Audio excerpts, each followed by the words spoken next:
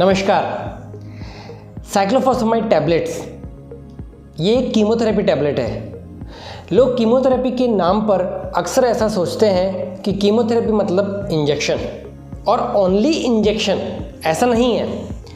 बहुत सारे कीमोथेरेपी अब टैबलेट फॉर्म में आने लगे हैं, जैसे साइक्लोफॉस्फेमाइड, इसकी टैबलेट भी आती है। मिथोट्रिक्सिड, इसका इंजेक्शन भी आता है, इसकी टैबलेट भी आती है। कैपेसिटाबिन, इसी का इंजेक्शन फॉर्म को हम फ्लोरोयूरासिल बोलते हैं, जिसका वीडियो हमने सेपरेट बनाया है। और इसी फ्लोरोयूरासिल के टैबलेट को कैप्सिटाबिन भी बोलते हैं। मैं जानता हूँ आने वाले वक्त में और ऐसी कीमोथेरेपी इस टैबलेट फॉर्म में आने लगेगी। तो इस टैबलेट साइक्लोफॉस्फेमाइड के बारे में बात करें तो ये कहाँ कहाँ काम में आता है, इसका डिटेल वर्णन हमने हमारे पाठशाला वीडियो में कवर किया है। लेकिन ये एक ब्रॉड स्पेक्ट्रम कीमोथेरेपी है, बहुत सारे कैंसर्स में काम करती है, ओवेरियन, ब्रेस्ट, स्टमक। अब इस टैबलेट की बात कर रहे हैं इस वीडियो में, ओनली टैबलेट। इंजेक्शन साइक्लोफॉस्फेमाइड या इंजेक्शन एंडोक्सान दूसरे वीडियो में, और डिटेल में पाठशाला वीडियो में। तो अब ये टैबलेट लेना कब होता है? एंडोक्सान चाहे इंजेक्शन हो चाहे टैबलेट हो, इसको हम एडमिनिस्टर मतलब बॉडी में डालना मॉर्निंग में चाहते हैं, अर्ली मॉर्निंग। क्यों? जो साइक्लोफॉस्फेमाइड होता है वो बॉडी में डाइजेस्ट होने के बाद, लिवर से डाइजेस्ट होने के बाद कुछ ऐसे प्रोडक्ट्स में कन्वर्ट होता है जो ब्लैडर को डैमेज कर सकते हैं। ब्लैडर मतलब यूरिनरी ब्लैडर, जहाँ पे यूरिन स्टोर होता है। इसलिए अगर आपने रात के वक्त एंडोक्सान टैबलेट या इंजेक्शन लिया और उसके बाद आप सो गए, उसके बाद 6 घंटे के लिए आप सो रहे हैं, तो जो ब्लैडर के अंदर यूरिन है, यूरिनरी ब्लैडर के अंदर यूरिन भरा है, उसके अंदर एंडोक्सान डैमेज करेगा और हेमेचूरिया मतलब यूरिन के अंदर ब्लड आना, इसको हेमोरेजिक सिस्टाइटिस भी बोलते हैं। डिटेल्ड हमने अपनी पाठशाला में कवर किया है। ये हो सकता है। इसके लिए अर्ली इन द डे 12 बजे तक दोपहर के ये टैबलेट्स या इंजेक्शन लेना चाहिए, और इसके बाद काफ़ी मात्रा में पानी पीना चाहिए। अब नेक्स्ट क्वेश्चन जो लोग पूछते हैं, इस टैबलेट साइक्लोफॉस्फेमाइड को खाने से पहले लूँ, खाना खाने के बाद में लूँ, खाली पेट लूँ? सो साइक्लोफॉस्फेमाइड के एक्शन में कोई फ़र्क नहीं पड़ता, आप इसको भरे पेट लीजिए, खाली पेट लीजिए या कभी लीजिए। ओनली थिंग आपको जो ध्यान रखनी है वो ये है कि ग्रेप फ्रूट और ग्रेप जूस के साथ इसका इंटरेक्शन होता है, इसलिए इस दवाई को लेने के 2 घंटे के अंदर अंदर ग्रेप फ्रूट्स या ग्रेप जूस अवॉइड करिए। अभी अगर गोली को लेते कि तुरंत ही आपको वॉमिटिंग आ गई, कई लोगों को एंटीसिपेटरी वॉमिटिंग आती है, साइकोजेनिक वॉमिटिंग, केवल मैं टैबलेट ले रहा हूँ, कीमोथेरेपी की टैबलेट है तो वॉमिटिंग आ गई, तो आप वापस से ये टैबलेट, दूसरी टैबलेट खोल के ले सकते हैं। अगर 1 घंटे बाद या 2 घंटे बाद आपको वॉमिटिंग आई है तो डोज रिपीट मत करिए, आपका सर्टेन ड्रग एब्जॉर्ब हो चुकी है। दूसरी बात आपको ये समझनी चाहिए, कैंसर पेशेंट जो इस तरह की कीमोथेरेपी टैबलेट्स ले रहे हैं, हो सकता है कुछ और टैबलेट्स भी कुछ और बीमारियों के कारण ले रहे हों। टैबलेट साइक्लोफॉस्फेमाइड एंडोक्सान और दूसरे टैबलेट का कुछ इंट्रैक्शन होता है।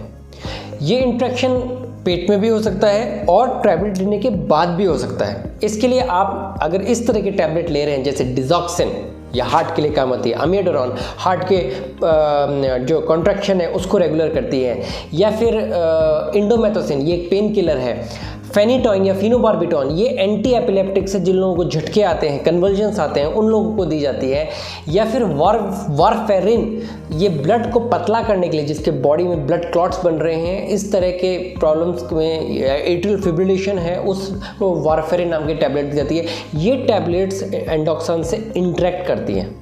सो अगर आप इन टैबलेट्स में से, लिस्ट यहाँ पर है, इन टैबलेट्स में से कोई टैबलेट अगर ले रहे हैं तो प्लीज़ हमें बताइए, ताकि हम एंडोक्सान की डोज को अकॉर्डिंगली चेंज कर सकें।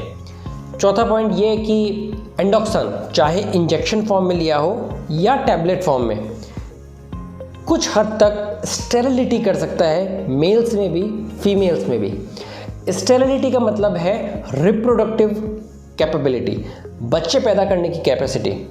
सेक्स करने में कोई दिक्कत नहीं है, बोथ वेज लिबिडो का लॉस नहीं होता है, इरेक्शन का लॉस नहीं होता है, लेकिन the capacity to reproduce, sperm count में कमी आ सकती है।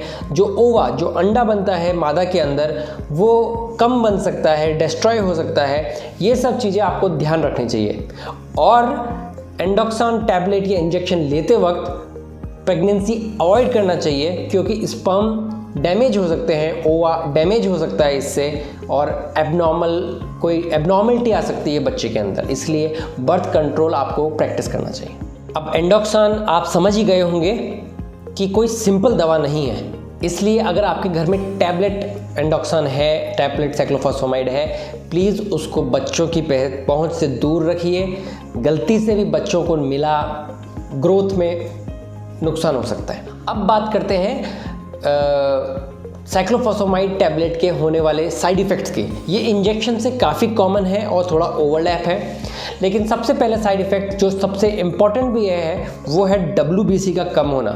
सो हमारे CBC जो ब्लड है उसमें 3 तरह के सेल्स होते हैं, हीमोग्लोबिन का RBC, WBC इम्यूनिटी का, और प्लेटलेट ब्लड क्लॉट बनाता है ताकि ब्लीडिंग ना होए। सो WBC जो कम होते हैं यूजुअली जो एंडोक्सान या साइक्लोफॉस्फेमाइड टैबलेट लेने के 8वें या 10वें दिन के बाद से शुरू होते हैं। पेशेंट अब खुद का कंप्लेंट नहीं करता कि मेरे WBC कम हो गए हैं, लेकिन WBC कम होने के कारण किसी तरह के इन्फेक्शन हो सकते हैं, तो कफ हो सकता है, लूज मोशन हो सकता है, फीवर आ सकता है। इस सिचुएशन में इसको हम फेब्राइल न्यूट्रोपीनिया कहते हैं। मतलब न्यूट्रो मतलब WBC कम होना, पीनिया मतलब कम होना, और फेब्राइल मतलब फीवर आना। इसकी सेपरेट वीडियो मैंने अपनी पाठशाला में बनाई हुई है। इस फेब्राइल न्यूट्रोपीनिया में सबसे इम्पॉर्टेंट है कि आप को कुछ एंटीबायोटिक्स लेने चाहिए, जैसे एमोक्सिसिलिन क्लेवुलोनिक एसिड और सिप्लॉक्स का कॉम्बिनेशन। साथ में हाइजीन प्रैक्टिस करना चाहिए।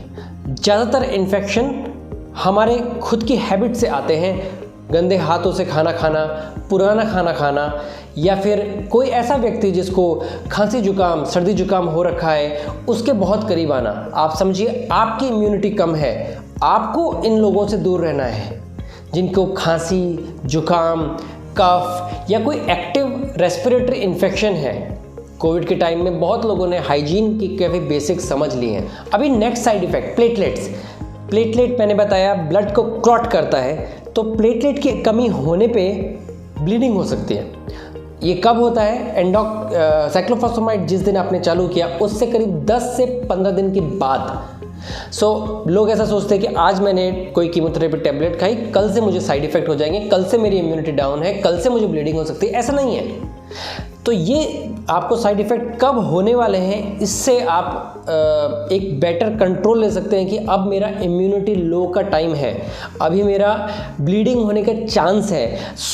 इस तरह की एक्टिविटीज़ जिसके कारण मुझे ब्लीड हो सकता है, जैसे जो महिलाएं सब्जी वगैरह काटती हैं, उनको मैं कहता हूं कि प्लीज़ इस दौरान 10 दिन के बाद 5-6 दिनों के लिए सब्जी वगैरह मत काटिए। कोई कट लग गया तो ब्लीडिंग ज़्यादा हो सकता है। और आप क्या कर सकते हैं, अगर आपको कॉन्स्टिपेशन है, मोशन क्लियर नहीं होता है, तो किसी तरह की दवाई खा के, जैसे डूफालैक, लैक्टुलोज, इस तरह की दवाई खा के मोशंस को क्लीन रखिए। अगर मोशंस क्लीन नहीं होंगे तो हो सकता है कि प्लेटलेट कम होने के कारण स्टूल्स के अंदर ब्लड आने लगे या पाइल्स डेवलप हो जाए। और क्या कर सकते हैं आप? कई लोगों को मैंने देखा है कि सफाई करने के लिए बहुत ज़्यादा पैरानॉइड हो जाते हैं, बहुत ज़्यादा पागलपन, जुनून सवार हो जाता है और बहुत तेज़ी से बहुत हार्ड ब्रश करने लगते हैं। आप ये समझिए कि जब आपके प्लेटलेट्स कम हैं, हल्का सा ट्रॉमा, हल्की सी इंजरी भी प्लेटलेट्स की कमी के कारण ब्लीडिंग कर सकती है। इसके लिए इस दौरान 10 दिन टैबलेट के बाद आपको जो भी ब्रश यूज़ करें हल्का करना है। सॉफ्ट ब्रिजल्स लेने हैं, जिसके जो दांत हैं बहुत सॉफ्ट हो। मैं अपने पेशेंट्स को बच्चों वाला टूथपेस्ट या टूथब्रश यूज़ करने के लिए बोलता हूं, क्योंकि वो बहुत सॉफ्ट होते हैं।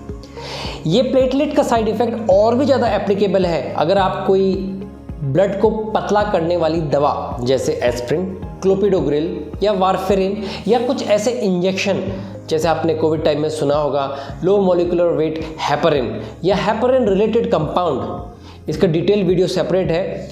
लेकिन इस तरह के ब्लड थिनिंग कंपाउंड्स अगर आप ले रहे हैं चाहे ओरली या इंजेक्शन से, तो आपको ज़्यादा ध्यान रखने की ज़रूरत है। अभी third common side effect, nausea and vomiting. So tablet chemotherapy से, स्पेशली साइक्लोफॉस्फेमाइड की टैबलेट से नोज़िया वॉमिटिंग हो सकता है।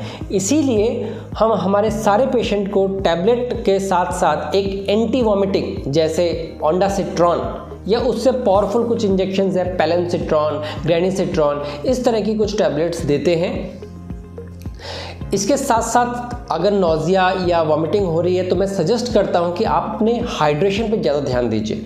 लोग साइक्लोफॉस्फेमाइड की टैबलेट लेने के बाद अगर नोज़िया होता है, पानी नहीं पीते हैं, पानी नहीं पी के यूरिन बहुत कंसनट्रेटेड बनता है, यूरिन कंसनट्रेटेड बनता है, यूरिन के अंदर ब्लड आ सकता है, हेमोरेजिक सिस्टाइटिस हो सकती है। सो थोड़ा थोड़ा करके प्लीज़ लिक्विड्स लेते रहिए। और एक थोड़ा रेयर साइड इफ़ेक्ट है, साइक्लोफॉस्फेमाइड लेने के बाद हेडेक हो सकता है। So it is a benign headache, इतनी चिंता वाली बात नहीं है। लेकिन अगर बहुत हेडेक हो रहा है तो आप क्रोसिन या एसिटामिनोफेन करके जो टैबलेट्स आती है वो ले सकते हैं। अब बहुत सारी कीमोथेरेपीज़ इंक्लूडिंग एंडोक्सान या साइक्लोफॉस्फेमाइड में एक तरह का साइड इफ़ेक्ट होता है, माउथ अल्सर्स बनने लगते हैं, जिसको हम सोर माउथ भी बोलते हैं। इसका मैनेजमेंट में क्या करें? इसके मैनेजमेंट सबसे पहले आपको ट्रॉमा अवॉइड करना है। ट्रॉमा कैसे? ब्रश से ट्रॉमा होता है तो आपको सॉफ्ट ब्रश करना है। अगर बहुत ज़्यादा माउथ अल्सर है तो ब्रश टोटली अवॉइड करिए, फिंगर के ऊपर टूथपेस्ट लगा के ब्रश कर सकते हैं। हाँ? अगर आप बहुत तीखा, जैसे डाबर का लाल दंत मंजन, उसके अंदर काफ़ी तासीर काफ़ी हार्श होती है, वो अवॉइड करिए। अगर आप स्पाइसी फूड खाते हैं आपको वो भी अवॉइड करना चाहिए। ब्लैंड फूड जैसे एवोकाडो, जिसको साउथ में बटर फ्रूट बोलते हैं, या cream soup, so hot and sour soup की बजाय क्रीम ऑफ टोमेटो या क्रीम ऑफ वेजिटेबल, इस तरह का सॉफ्ट ब्लैंड फूड खाना चाहिए। अगर आप बहुत ज़्यादा कार्बोनेटेड ड्रिंक्स पीते हैं उसकी बजाय आपको मिल्क शेक पीना चाहिए। जो सोडा होता है, जो गैस होती है, वो माउथ अल्सर्स में इरिटेट कर सकती है।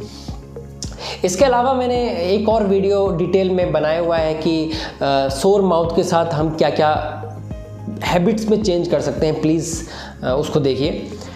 इसके अलावा हाँ, ये इम्पॉर्टेंट है, जब माउथ सोर होते हैं तो बहुत सारे लोगों को मैंने देखा है कि अल्कोहल बेस्ड माउथ वॉश या माउथ गार्गल्स करने लगते हैं। मेरा एग्जाम्पल लिस्टरीन, इसको ये अल्कोहल बेस्ड होता है। इट्स अ गुड प्रोडक्ट जिनको माउथ अल्सर्स नहीं है उनके लिए, लेकिन जिनकी चमड़ी यहाँ से डैमेज हो गई है कीमोथेरेपी के कारण, ये जो अल्कोहल कंटेंट होता है ये और भी ज़्यादा हर्ट करता है।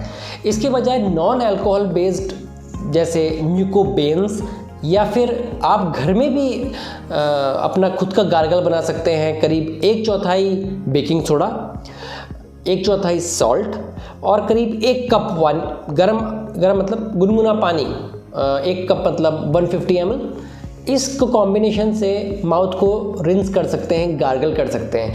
अल्कोहल बेस्ड माउथ गार्गल मत करिए। इसके अलावा कुछ लोग बहुत ज़्यादा बीटाडीन गार्गल करने लगते हैं। Betadine is a good gargle, लेकिन बहुत ज़्यादा बीटाडीन गार्गल करने से हो सकता है कि फंगल इन्फेक्शन प्रमोट हो जाए। इसलिए जब तक कि अगर आपको बैक्टीरियल इन्फेक्शन जैसा नहीं लगता है, I don't suggest Betadine gargle. Tablet cyclophosphamide भी है तो कीमोथेरेपी।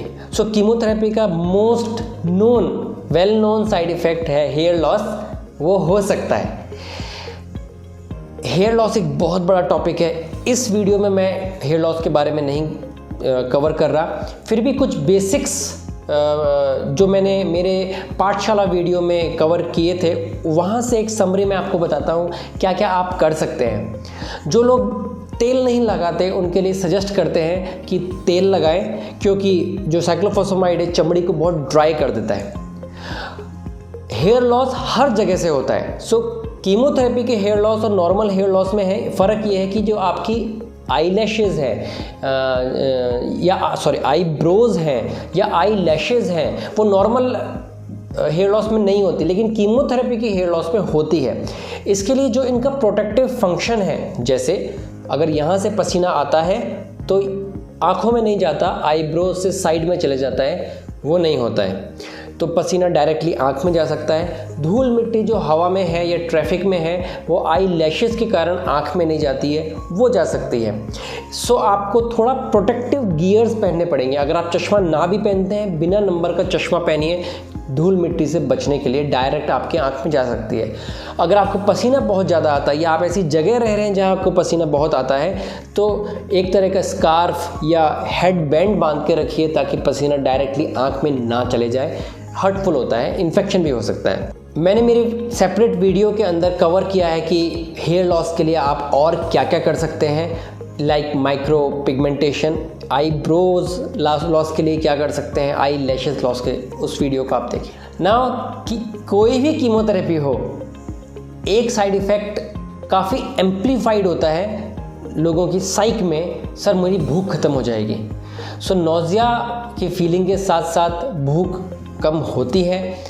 इसके लिए आपको नए फ्लेवर्स डिस्कवर करने पड़ेंगे। नए फ्लेवर से मतलब है, जैसे मैं मीठा नहीं खाता हूँ, अगर मैं कीमोथेरेपी लूँ तो मुझे ट्राई करना चाहिए कि मैं मीठा खा के देखूँ, हो सकता है मुझे अच्छा लगे। इसको हम डिस्गूसिया बोलते हैं। कीमोथेरेपी के दौरान डाइट में क्या चेंज करना है, ये बहुत बड़ा टॉपिक है। प्लीज़ आई पे क्लिक करिए, ये वीडियो मैंने सेपरेट बनाई है। नाउ ये टैबलेट एंडोक्सान लेते लेते डॉक्टर से कब मिलना चाहिए, या मैं ऐसे कहूँ कि क्या कोई इमरजेंसी है, तो कोई भी साइन ऑफ इन्फेक्शन कीमोथेरेपी के दौरान एक्चुअली इमरजेंसी होता है। यूजुअली हम पेशेंट्स को इतना एजुकेट करके रखते हैं कि फेब्राइल न्यूट्रोपिनिया, मतलब जब आपकी इम्यूनिटी कम हो उस वक्त अगर कोई इन्फेक्शन हो रहा है तो कैसे डील करना है।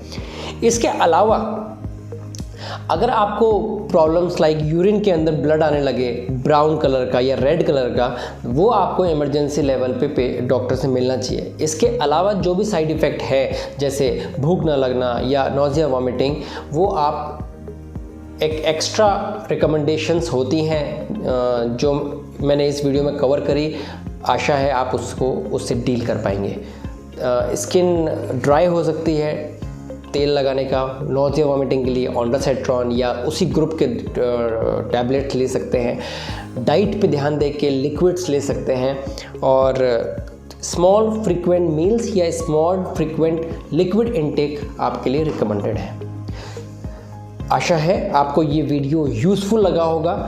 जिन लोगों को आप जानते हैं जो इस तरह की टैबलेट ले रहे हैं या लेने वाले हैं, प्लीज़ उन लोगों से ये वीडियो शेयर करिए, उनकी मदद होगी। और हाँ, subscribe to our channel. Thank you.